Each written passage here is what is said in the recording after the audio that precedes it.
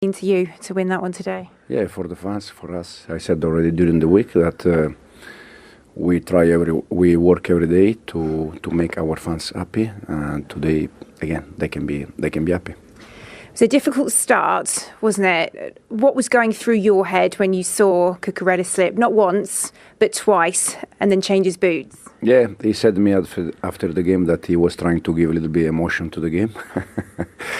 No, serious. Coming this stadium against this team, 2 goal down, and continuing with the same plan on the ball and off the ball. Then second half we adjust something tactically, we change something, but I think overall we deserve to win the game. On the boots change, I know you're a manager that really believes in tough love with your players, honest conversations. Whilst you found a way to win today, are you frustrated that that is how it began and that the boots did have to be changed mid-game? It wasn't something that he'd noticed earlier? I don't know, to be honest. It's more question for Mark. They are mature enough to decide the boost they need for the game. Can happen. As I said, the most important thing and the good thing about today is that we were 2 goals down, just we give away 2 goals, but we continue in the same way. We were in the game, we create chances, say first half, second half we didn't concede nothing and we create many chances. The change you made at half-time proved to be important. Tell us what your thinking was. No, first of all, we had a problem with Romeo Lavia, Malo Gusto was inside for Romeo. We moved Moy as a midfielder, and then we just changed a little bit the 2 attacking midfielder. That first half was Enzo and Cole, and second half we dropped a little bit Enzo next to Moy, and Marco Cucurella was the other attacking midfielder. And the change was good, and we won the game. To clarify, what was the problem with Lavia? He had hamstring problem. He felt something, but now it's okay. So we don't want to take any risk for players because, especially December, but with so many games, sometimes it's better to change and lose 45 minutes than lose 5-6 games. We did wonder if it was anything to do with the elbow to the head that he'd had from Kulusevski. What was your take on that incident? Were you surprised to see it go unpunished? I didn't see it, to be honest. I didn't see nothing, no for us, no for them. Just finish the game, had a chat with the players, and come here straight to you. It was a great team effort to ultimately turn that round, but 2 more goals from the penalty spot from Cole Palmer. How much trust do you have in him in any situation, frankly, in front of goal, but particularly from 12 yards out? Yeah, anyway, I know Cole from time ago. I really trust him in every aspect. First of all, because he's a fantastic boy, fantastic guy, and then, as I said already many times, he has to learn. He's learning how to play game when they mark him man-to-man. Bissouma was with him all the game. The one that first half was free was Enzo and second half Cucurella. But he's learning, he's improving, he's scoring goal, he's happy, and we are all happy. You said this week you were convinced your team would get to this point where they are challenging at the top of the table, but perhaps not this quickly. They're showing no signs of slowing down, though, are they? No, because the plan or the idea is don't allow them to slow down. In day by day, in every session, they cannot drop because if one drop, the other one is in behind, ready to play. So they know that. See, today Pedro Neto was fantastic. Last week, Noni Madueke doing the same, and this is what we need from all of them. You say that it's going to be more time before you catch up with the likes of Manchester City, with Arsenal, but you're already doing what they're not. You are consistently winning games. That's proof, isn't it? That's evidence that you are already there in that conversation.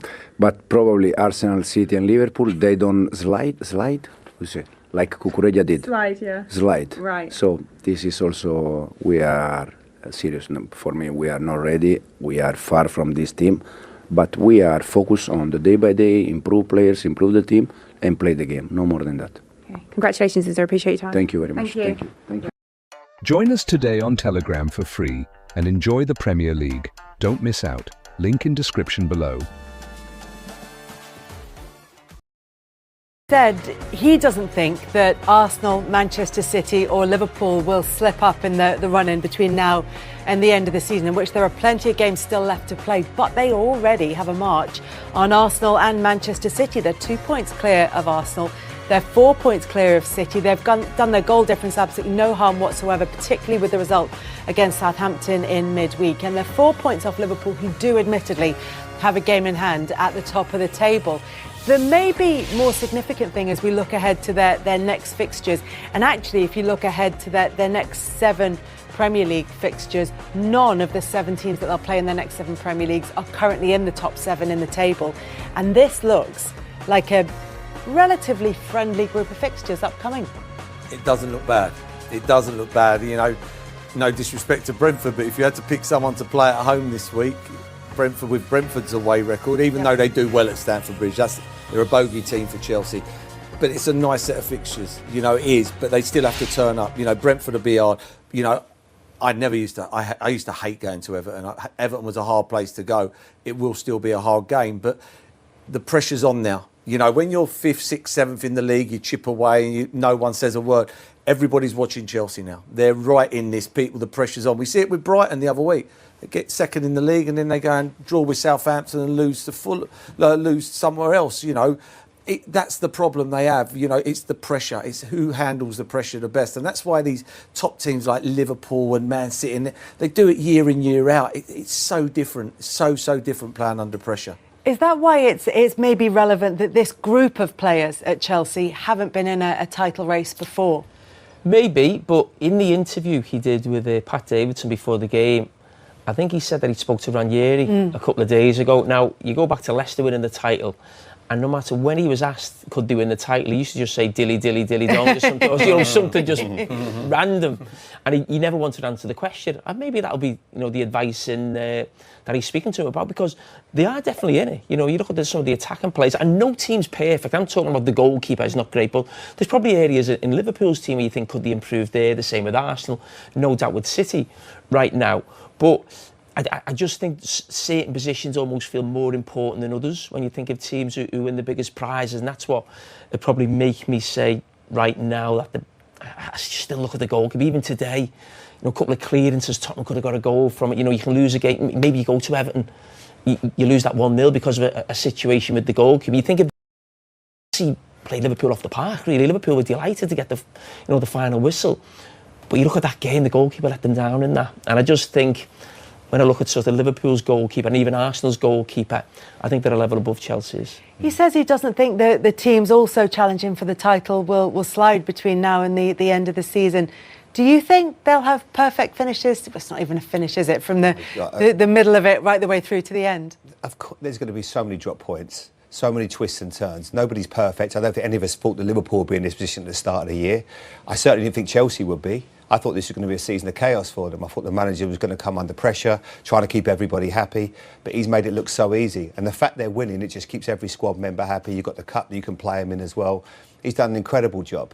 So they are absolutely right in the mix. Now, if they don't win a title this year, what they've shown me watching them in his first 13, 14 games is they'll be definitely contending for the next 3 or 4 years, because of the young players they've got, because of the quality they've got. He's solved the conundrum which other managers struggled with Enzo Fernandez as well for me at the moment. He looks exceptional in midfield. He looks like the player that they bought for 108 million or whatever it was. I thought the Premier League was just too quick for him. He wouldn't be able to compete. You've got to obviously play him high up the pitch. He's not a defensive midfield player. But so far, for him, as the managerial job that he's done, has been absolutely fantastic. And he's turned that club into contenders very, very quickly. Lavia looks pretty special. We talk about Cole Palmer being a young player, and they've got a lot of young players there, but watching him there today, yeah. You know, Liverpool tried to buy Caicedo and Lavia, and you're disappointed from a Liverpool point of view, they miss out. But when you look at Lavia, you're thinking he's going to have to find. It's going to be interesting how he finds a way to make that midfield sort of way. He's got Caicedo at right back. That can't last forever. He's not a right back. I think it's be very difficult not to pick Lavia in midfield. I thought he was the best player on the pitch in the first half, and obviously he went off for whatever reason, but he looks a tasty player. All of which means that Chelsea are very much challenging for this Premier League title. With an afternoon that did start so well, are you scratching your head at how you come away from that empty-handed? Yeah, look, it's a sore one for sure. It's painful. Yeah, we started the game really well. Yeah, then we lose Romero. It's kind of nothing's run smoothly for us. We have to reshuffle, and then they sort of get a goal in that moment. I still thought we had some big moments to get a third and sort of finish the game off. And then our second half was a bit of a ding dong for quite a while. They obviously scored, but then we had a big chance at 2-2 with Sonny. Swing the game our way, and then we don't take it, and then 2 penalties weren't great from our behalf. Just a bit more discipline in the box. And just to rewind on what you said there, so for you, is it quite a key moment losing Romero at the point you did? And I just wondered if you could give us a bit more detail there on what happened exactly. Yeah, I think it's a key point when you lose a player in the first 20 minutes when you started well, especially a centre-back. So, he felt something in his quad, so, he couldn't continue. That's not ideal. It's the second time you've had a 2-goal lead. You did against Brighton. Are there any comparisons to be made between the two? You said last time against Bournemouth that perhaps your team were giving them a leg up. Can you see again any similarities between this midweek performance and today as well? No, nothing. Absolutely zero with midweek. We didn't play well at all midweek, but we played well today. They're a good side. Fair play to them. They're a top team, and as I said, we kind of got disrupted a little bit in key moments, and I think in the end the key moments sort of decided the game. Those key moments, going forward, if you are now to try and find a way to get back on the right path, what will be your takeaways from this? I guess just, realise, when we are playing our football, we're tough to stop, but we still got to maintain some discipline. Like I said, I thought the 2 penalties we gave away were poor. No need, and game was still in the balance. Like I said, we had the best chance at 2-2 before those penalties to go 3-2 up. So, when you're playing top teams, these kind of momentum shifts happen pretty quickly. On the subject of discipline, there were 2 red cards in this fixture last year. In the first half, were you expecting any to be given, particularly with that incident first with Caicedo on Sarr? I didn't. I haven't seen obviously the replays. From what they tell me, wasn't great. I thought a couple of decisions were a bit poor. I thought one the linesman made when Decky was through was ridiculous because again, pivotal moments in the game. But what we can do, we've got to just accept it and move on. We've spoken about Romero, who came back today. Likewise, Mickey van der Ven was back in the fold. What can you tell us there? Yeah, look, I don't think it's anything. He felt a bit tight, and to be honest, the plan was only to play him sort of 60 or 70 a day. But obviously losing Romero, which he was the one that was going well, sort of hamstrung us a little bit because we didn't have any other centre backs. So hopefully not too bad. But it was good to have him out there. You can see the difference. Like I said, I think the first 20 minutes of the game, we had Romero and Mickey out there. We looked a strong team.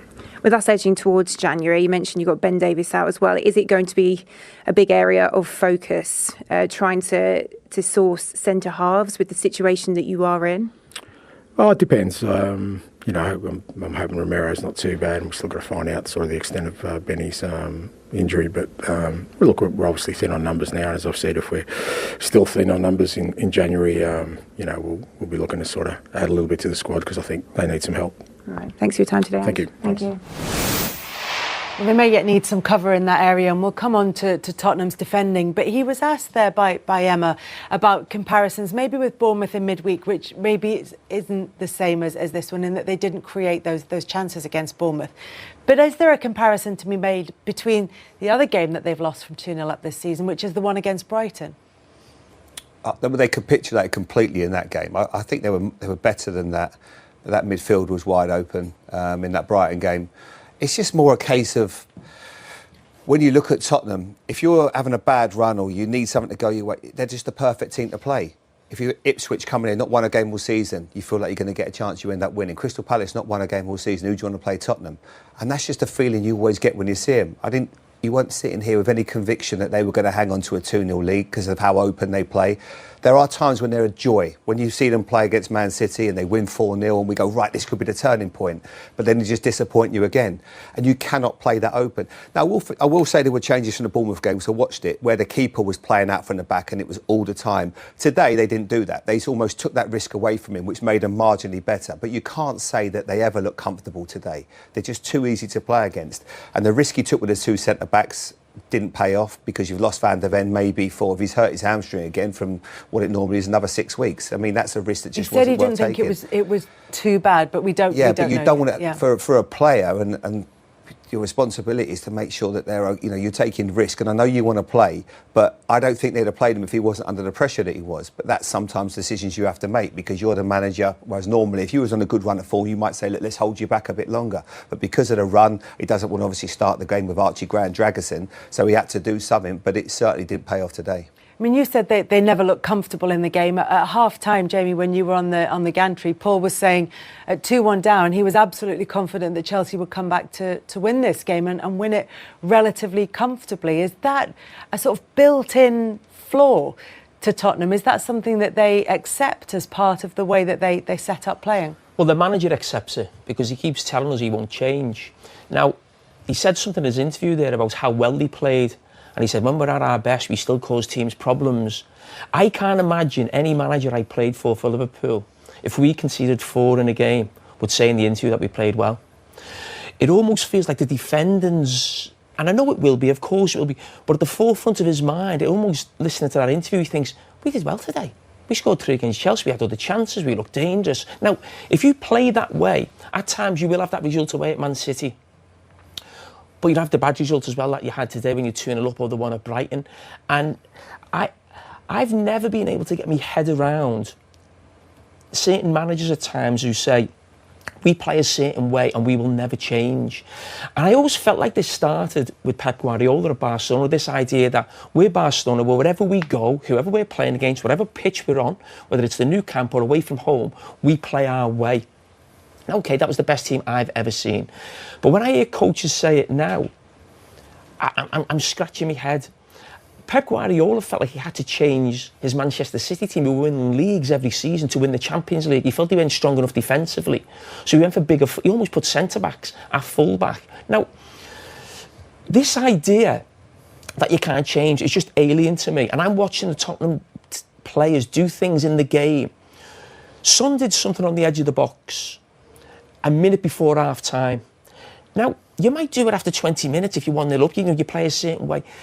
The game state dictates how you play at times. Not all the time, because you have a way of playing. But if you go away to a tough away ground, you don't play the same as you would do playing out from the back at home against a team near the bottom. So is this about managing risk? Is that what you're talking about? Yeah, rather than being attacking or defensive? There's this idea of this pure game and this football game, and the Tottenham fans think they've got their Tottenham back. You won't win anything. You won't challenge doing anything. I wake up every morning and I hope the sun's shining. I want to put a pair of trainers on, shorts and a T-shirt on. We all want to do that. But if it's raining, you put your coat on. It is. You can't have this idea about we're just going to do this and go and play our way of playing football. It won't work. And if it doesn't change, he won't be here next season. So if you look at their defeats this season, all 7 of them have been by 1 goal, even if they're high-scoring games like the one today. They've been by 1 goal. Their 6 wins this season have been by, or 5 of the 6 of them have been by 3 or more goals. So is there a sense that it is risky, but that the risk is balanced towards success? Towards what? What are they going to do? Well, I'm saying if they win well, and then they lose narrowly when they lose, does that mean that there is an argument for that way of playing? No, because when it's going well for them and they're winning football matches, they all want the ball. They all want it and they're all playing. It'll be nice. When it's tough and it's a roll up your sleeves and it's a big derby game like this, or at Brighton when Brighton get on top, they haven't got that. And then people start hiding. When they're winning games, like they will go and destroy teams at times because everybody wants the ball. It's when it gets hard. It's like when it gets there. There was a couple of players that I didn't see anybody like in the end. I mean, that just covered over the cracks, the last goal. That was a right result for them, 4-3, because 4-2 from 2-0 up. I just don't see it. I don't see it with Tottenham, and that's my problem. If they're 2-3-0 up, oh yeah, they'll go on and they'll get you another one and they'll all be coming short and they'll be playing 1-2s and popping it. But when it's a tight game or they go behind, I don't see that. And don't get me wrong, I wasn't one of them players who was like, come on, let's go. You showed bravery in getting the ball. I wanted to get the ball. I never hid. I'd always be one of them, even if I weren't playing well. I want to get on the ball. I don't see that here. And that was one of the problems. I don't know what the lads think, but that's one of the problems I see. I watched it. If you look at the certain things when you look at teams that we all want our teams to be. Now, everyone in football wants to play from the back. Yeah, Tottenham do that, which is fine. We all want our teams to press from the front. That's the modern way of playing. But they find themselves 2-0 up, and they still want to play exactly the same way. There's nothing wrong with just retreating for a 5 or 10 minute period, someone on the pitch, maybe a message from the manager. I said in commentary after about 25 minutes, this is one of the quickest games I've ever seen in my life. It was unbelievable. It was just end to end. And it's a great entertainment. But if you're Tottenham, you've gone 2-0 up. There's nothing wrong with just taking the sting out of the game and make Chelsea just make passes in midfield, round the back, going nowhere. And you can hit them on the counter-attack. And then maybe 10 or 15 minutes later, then you go back to pressing high, or you start the second half really aggressive. This idea that you play the same way from minute 1 to minute 90 is just, it's not right, it's not football. And there are three players here, you know, who've all played at the top level, who are all saying the same thing. You go 2-0 up, and you slightly change the way that you play in order to protect that lead. So just to play devil's advocate, why, if you're playing a way that gets you 2-0 up, do you make changes? I think that's just where you use your experience, you use your football know-how, and you just make sure that you fill in at the right time. But the problem is, if you're going to play in a way where you're going to bring one of your right backs into midfield and you're going to vacate and leave space, it doesn't ever feel like they're going to have a plan B to just, let's make sure that let's win this game 2-0. That's not easy in the modern game, because the game is so exciting, it's end to end, and that's how it gets that feeling. But with Tottenham, I just feel when they haven't got the ball, you always feel like there's a player that's going to be on if the counter-attack. And that happens so often today. That happens every time you watch Tottenham.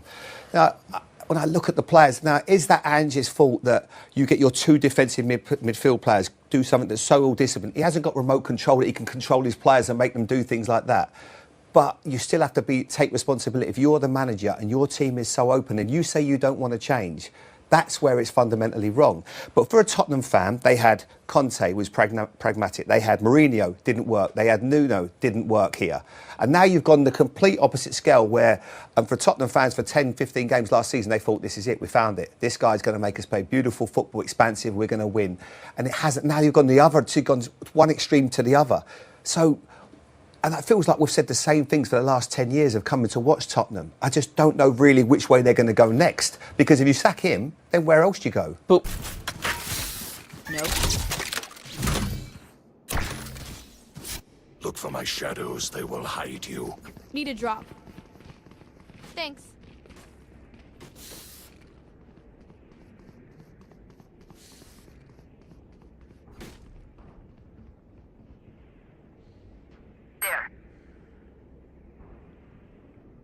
حرام بجد حرام.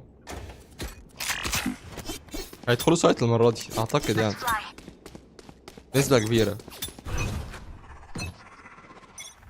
Cover going out. هم رايحين سايت. اوف. Enemy spotted. Shadows traveling. Blinding.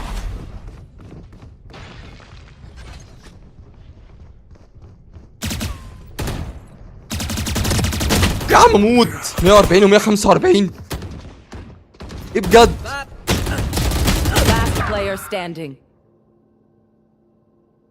I know exactly where you are. انت هيقلعوك يا سايفر.